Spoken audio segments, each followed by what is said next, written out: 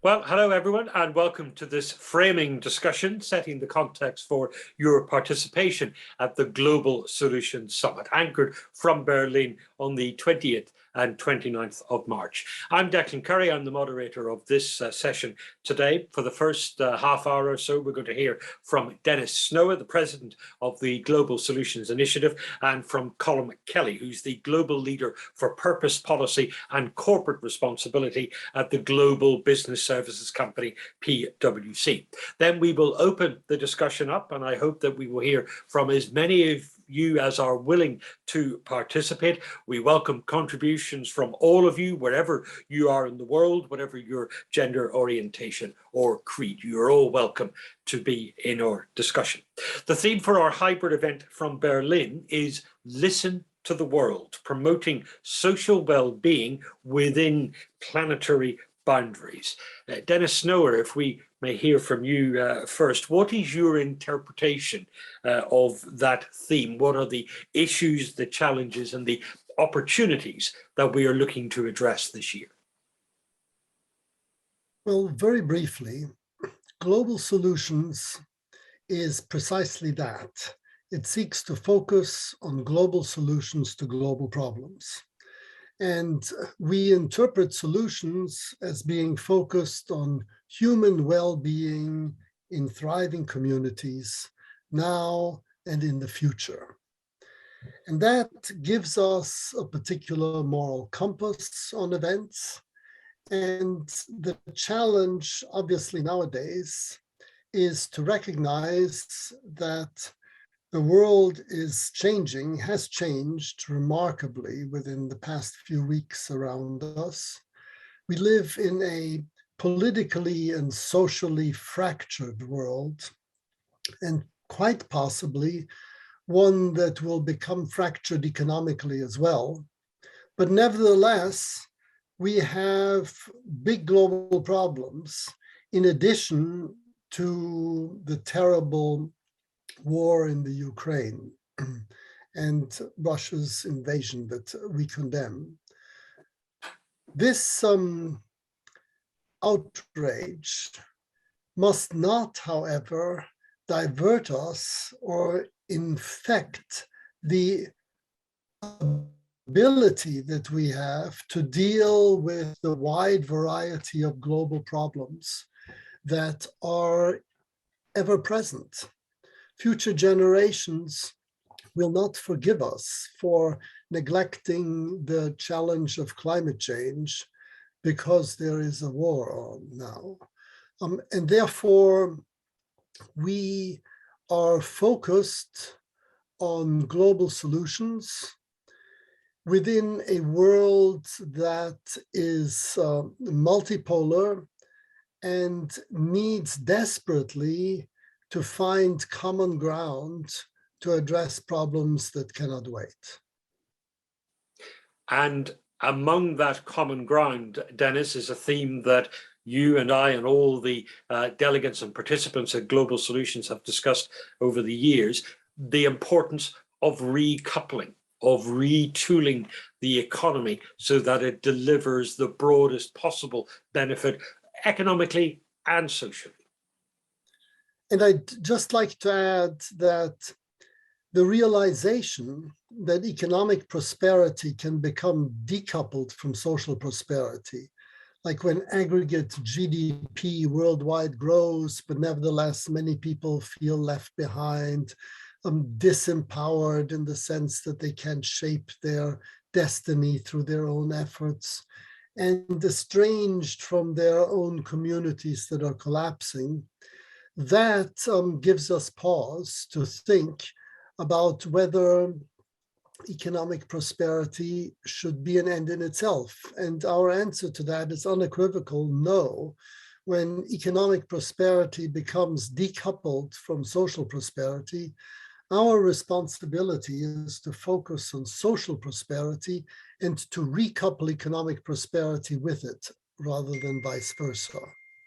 Dennis Snowher, thank you very much. Colm Kelly, of course, you bring a perspective on this from the business and corporate leadership communities. When you think of recoupling, that demands economic, social, environmental, and governance transformation. Yes, that's right, Declan. And first of all, hello to everybody, and lovely to be here. And I think Dennis has described the challenge well. We see all around us the nature of the problems which we are here to set out to respond to. And they are global problems which by definition therefore need a global and coordinated response. But at the heart of that response must be the role which our economies play in delivering outcomes which are sustainable and acceptable, and which support societal prosperity and respect planetary boundaries.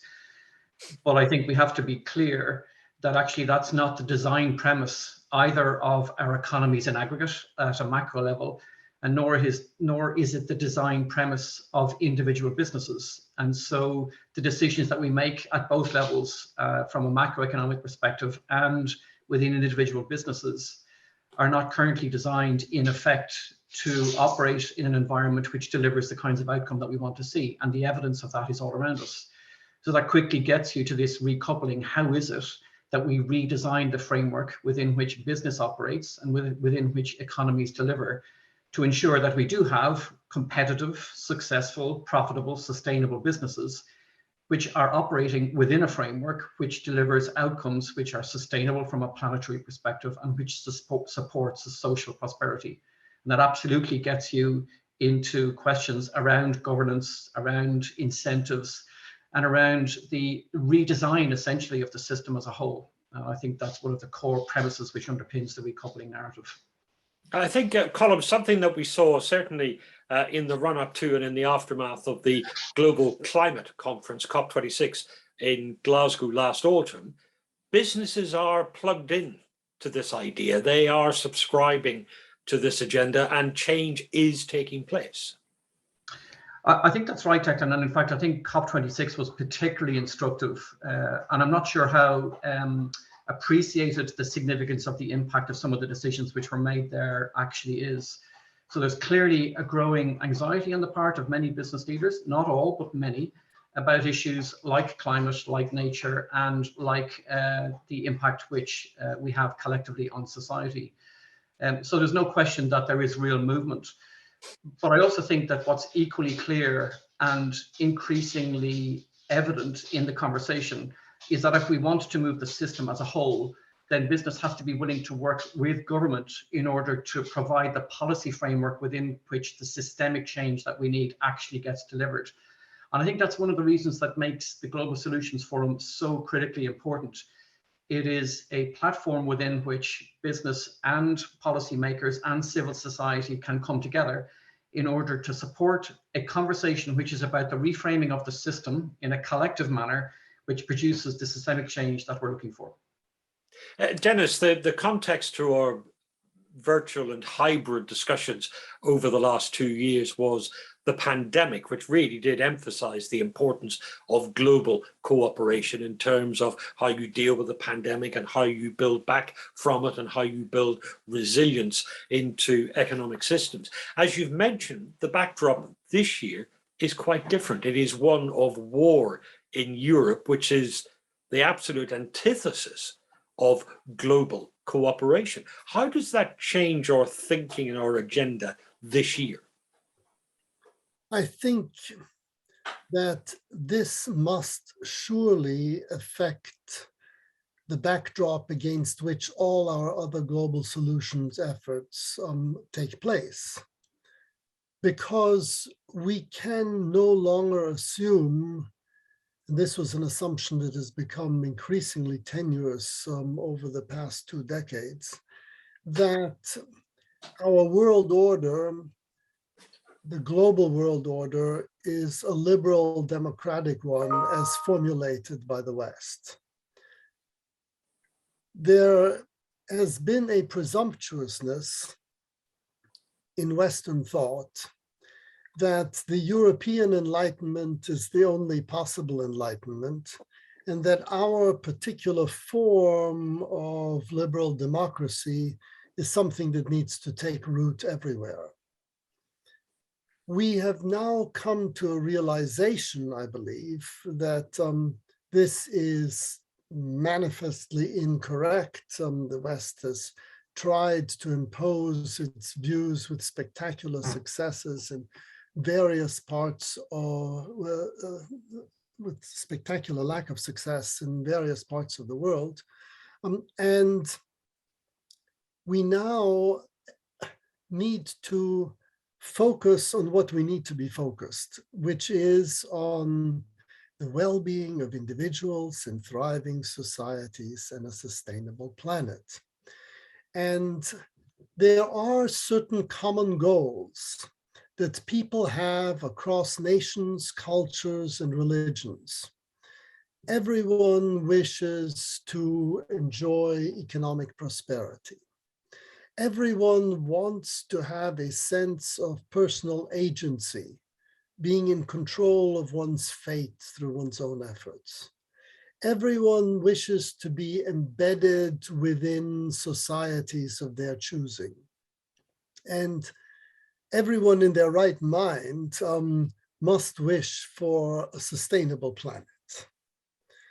And if we focus on these core needs and understand that different cultures, different countries have different pathways towards meeting these needs, then there is a new basis for global cooperation, one that is founded on mutual respect, on perspective taking, and at the same time on international agreements that help us achieve the common good, where these international agreements are formulated by the parties who are meant to be subject to these agreements.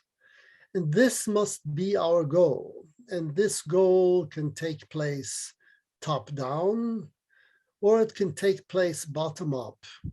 And in a healthy world, both takes place. And Global Solutions clearly is focused on the bottom up and connecting that with what we have from the top down. And so I think this is sort of a fundamental reassessment of where we need to be. The world is divided into nation states. These nation states act only in their narrow self-interest, then global problems will not be solved. And therefore, we need a discourse about the global common good that affects not only policymakers, but also civil societies who should be pushing their representatives to opt for the global common good, and for us to make the widest possible deals within the global space, covering climate, health, and many other aspects, to allow us much latitude for negotiation, so that at the end, everyone sees that it is obvious that with regard to global problems, we act in the global public goods because we each are made better off by it. Colm Kelly, just to draw one line out of Dennis's masterful synopsis there, it's the idea that one-size-fits-all solutions are going to be less important. Yeah, I mean, I think recent events over the last 2 years, never mind the last few weeks, force us to be really thoughtful about that challenge. There is no question but that we continue to face global problems. They're entirely obvious. But there's also, I think, a greater appreciation as we devise solutions for those global challenges, a greater appreciation needed of the reality of how differently those issues manifest in different places around the world, and therefore how important it is that the solutions that we propose to these global problems reflect those local realities. And that requires a true openness, a respect, a level of engagement, which I think the Global Solutions Forum has tremendous potential to offer, maybe uniquely so. But it's really critical both in terms of formulating meaningful responses to these collective problems, but it's also critical that the manner in which that is done reflects that level of engagement in an inclusive, respectful way. So I think it has those two underlying principles, if you like, when the reality is that, so one of the questions, Declan, that comes up repeatedly, look, is it even feasible to consider that there are global solutions available in an increasingly fractured world? Well, the unfortunate reality is that there are for sure global problems, which means that our responsibility is to be thoughtful and then effective and successful in devising the way in which we address those global problems as we formulate global solutions. That without question has to reflect those local realities, and the process through which we engage has to reflect respect for those local realities. And Dennis, this speaks to your concept of agency and solidarity. I believe agency and solidarity have been neglected at our own peril over the past 40, 50, 60 years. Initially, in the post-war period, we could neglect them with good conscience because after the war, people feel a lot of agency in building up their countries again and a lot of solidarity through their wartime experiences. But as the post-war period progressed, we became richer and richer, and there have been major forces that have deprived many people of agency and solidarity. Globalization, which allows big businesses to shift their value chains flexibly in accordance with new profit opportunities, has meant that at the local level, people can be working as hard and conscientiously as they did before, and all of a sudden they've lost their jobs because some team in some other part of the world has turned out to be more profitable. And communities can fail as a result. And that obviously is terrible for social solidarity. Automation, AI, has similar effects. And since we are focused primarily on the aggregate economic effects of globalization and automation, also financialization, we have been blindsided by losses of solidarity and agency elsewhere. And this has given rise to angry nationalist populisms and much social conflict. And by recognizing this now, I believe we can formulate a set of new narratives that are constructive in the sense that they are not built on grievance. Foreigners are stealing our jobs. We need to erect a wall. We need to take back control. But rather, understanding that we definitely need to focus on our agency and solidarity needs as well, obviously, as our economic ones. And in dealing with global problems like climate change or pandemics, we definitely have to cooperate. And if we can build narratives that bring us into constructive relationships with one another across national and cultural boundaries with respect to the big global problems, then we've done a lot. And this is particularly ambitious at a time of war, obviously, when the temptation to deal in conflict narratives is very high. And the temptation to see one as victim of aggression alone is strong. And therefore, demonization of the other side becomes a possibility. And that is the opposite of the spirit that we need for global cooperation And it is that spirit that we wish to engender with regard to all our global problems here. Colm, as we identify issues on a practical level, I wonder what the implications of that are. Is it that, for example, on climate change, we recognize that different people, different nations are at different stages of the journey, and we're looking for a mosaic of compatible solutions rather than a single imposition? I think actually that's a really good example, Declan, because I think that climate is a useful proxy for this conversation in many respects, not least because we actually know what the ultimate objective is, and it is a shared objective. Right? So we have a collective carbon budget, which we know we need to manage to within a relatively defined time frame.